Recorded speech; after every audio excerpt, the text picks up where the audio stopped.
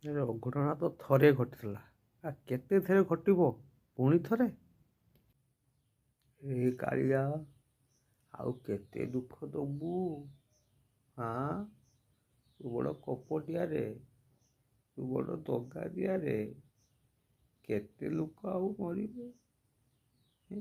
କେତେ ଦୁଃଖ ଦବୁ? ଜଗା ଦୁଆରରେ ଦଳା ଚକଟା। ପୂର୍ବ ଅଘଟଣରୁ କିଛି ଶିଖିଲେନି ସରକାର। ଶରଧା ବାଲିରେ ଅବ୍ୟବସ୍ଥାରୁ ହୋଇଥିବା ଅଘଟଣ ପୂରା ରାଜ୍ୟକୁ ସ୍ତବ୍ଧ କରିଦେଇଛି। ପ୍ରଶାସନର ପରିଚାଳନାଗତ ତ୍ରୁଟି, ସମନ୍ୱୟର ଅଭାବ ଭକ୍ତଙ୍କର ଜୀବନ ନେଇଛି। ବଡ଼ କଥା ହେଉଛି, ଏହା ପ୍ରଥମ ଘଟଣା ନୁହେଁ। ପୂର୍ବରୁ ମଧ୍ୟ ପୁରୀରେ ବାରମ୍ବାର ଏଭଳି ଘଟଣା ଘଟିଛି। ଗତକାଲିର ଘଟଣାକୁ ମିଶାଇ ମୋଟ 5 ଥର ଦଳାଚକଟା ହୋଇଥିବା ବେଳେ 17 ଜଣଙ୍କ ମୃତ୍ୟୁ ହୋଇଛି। 2006 କାର୍ତ୍ତିକ ପୂର୍ଣ୍ଣିମା, 4 ମୃତ।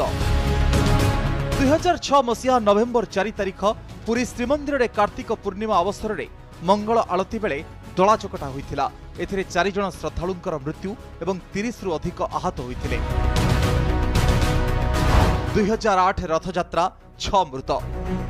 2008 ମସିହା ଜୁଲାଇ 4 ତାରିଖ ଠାକୁରଙ୍କର ପହଣ୍ଡି ଚାଲିଥିବା ବେଳେ ଭିଡ଼ ନିୟନ୍ତ୍ରଣରେ ପ୍ରଶାସନ ବିଫଳ ହେବାରୁ ଦଳାଚକଟା ହୋଇଥିଲା।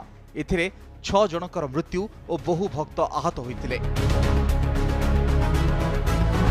2012 ରଥଯାତ୍ରା, 2 ମୃତ। 2012 ଜୁନ୍ 21 ତାରିଖରେ ରଥଯାତ୍ରାରେ ବଡ଼ଦାଣ୍ଡରେ ରଥ ଟାଣିବା ବେଳେ ଠେଲାପେଲାରେ 2 ଶ୍ରଦ୍ଧାଳୁଙ୍କର ମୃତ୍ୟୁ ହୋଇଥିଲା। ଜଣେ ମହିଳା ଏବଂ ଜଣେ ପୁରୁଷ ଭକ୍ତଙ୍କୁ ମେଡିକାଲରେ ମୃତ ଘୋଷଣା କରିଥିଲେ ଡାକ୍ତର।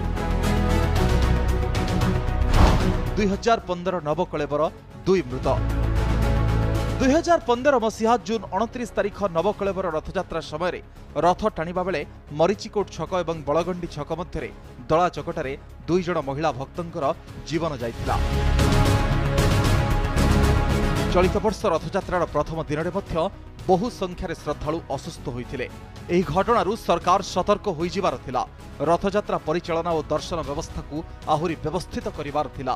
କିନ୍ତୁ ଗତକାଲିର ଘଟଣା ପୂରା ଅବ୍ୟବସ୍ଥାକୁ ପଦାରେ ପକାଇଛି। ପୁରୀରୁ ସୀମାଞ୍ଚଳ ପାଢ଼ୀ, ସିମ୍ପଲ ନାୟକ ଓ ଅରୁଣ ରାଉତଙ୍କ ସହ bureau input, Kanak news. Exchange your old AC and take home a new power-saving AC. Save up to ₹10,000. Patro Electronics, Odisha's largest AC seller.